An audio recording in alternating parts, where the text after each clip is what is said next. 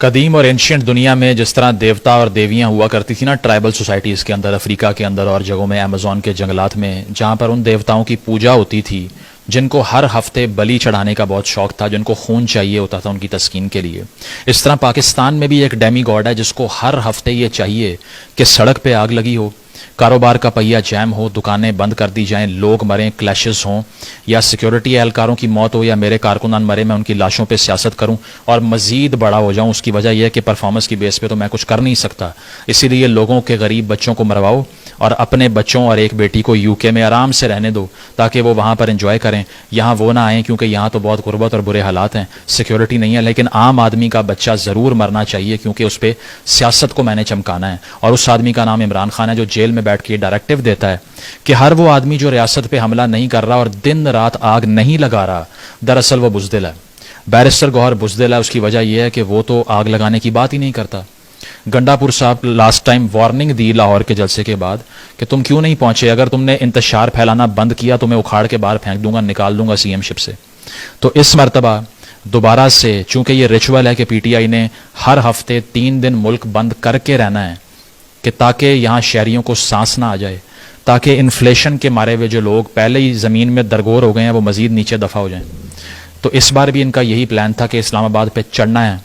اور وہاں آ کے اپنے لیڈر کی برتھ ڈے کو سیلیبریٹ کر کے کیک کاٹ کے یہ بتانا ہے کہ ہم تمہیں چھڑانے کے لیے آئے ہیں۔ دنیا بھر میں جو سارے پروٹیسٹ ہوتے ہیں ان کا ایک ایڈیولوجیکل ایجنڈا ہوتا ہے، ان کی ایک ڈیمانڈ لسٹ ہوتی ہے، ریفارمز کی لسٹ ہوتی ہے۔ ان کی ڈیمانڈ لسٹ کیا ہے؟ ہمارے ارطغرل کی آج سالگرہ ہے تو ہم نے اس کو چھڑانے کے لیے آنا ہے، یہ تھی ان کی ڈیمانڈ لسٹ۔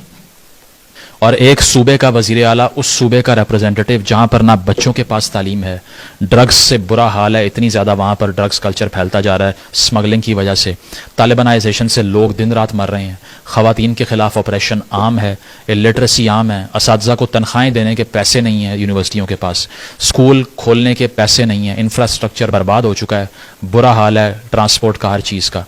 وہ صرف اور صرف ایک پارٹی کا کارکن بنا ہوا ہے، اس نے 2 برش ہاتھ میں پکڑے ہوئے ہیں، ایک طرف سے کپتان چپل پالش کر رہا ہے، ایک طرف سے بوٹ پالش کر رہا ہے،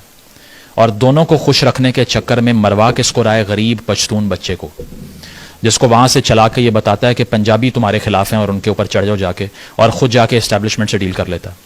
آئے ہی اسٹیبلشمنٹ سے اگریمنٹ کر کے ہیں۔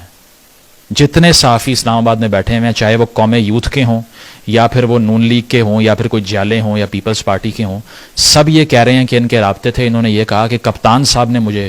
جیل سے جو ہے نا ڈائریکٹو دیا ہے کہ آ کے آگ لگا دو پورے ملک کو، تو اگر میں ان کی بات نہیں مانوں گا تو ایسا تو ہو نہیں سکتا، تو مڈل گراؤنڈ نکالتے ہیں، آپ مجھے آنے دیجئے، میں تھوڑی دیر وہاں بیٹھ کے واپس چلا جاؤں گا، ٹھیک ہے، فیس سیونگ بھی ہو جائے گی۔ تو وہ چلتے ہیں خیبر پختونخوا کے غریب عوام کے ٹیکس کے پیسوں کی چیزوں کو اپنے ساتھ لے کے، جس میں فائر بریگیڈز ہیں، ایمبولینسز ہیں، اس کے علاوہ وہ راستے کلیئر کرنے والی کرینز ہیں، اور پولیس آفیشلز صوبائی پولیس کو ساتھ لے کے آتے ہیں اسلام آباد پہ حملہ کرنے کے لیے، اور ان کا انجام کیا ہوتا ہے کہ اچانک سے وہ سارے راستے میں جو ساتھ لے کر آ رہے ہیں اپنا موب، اس کو وہیں چھوڑ کے اسلام آباد پہنچ جاتے ہیں، اور اچانک سے وہ پھر کے پی ہاؤس چلے جاتے ہیں، وہاں رینجرز اکٹھی ہو جاتی ہے، اور اس کے بعد میں بتایا جاتا ہے کہ وہ ابھی تک غائب ہے، دوبارہ سے صوبے کا وزیر اعلیٰ غائب ہو گیا۔ اچھا، پچھلی بار وہ کوسار میں جو ISI کا دفتر تھا وہاں غائب ہوا تھا، اس بار وہ کہاں غائب ہوئے ہیں؟ اس بار وہ غائب ہوئے ہیں جی مارگلا روڈ کے اوپر، ISI کا میس ہے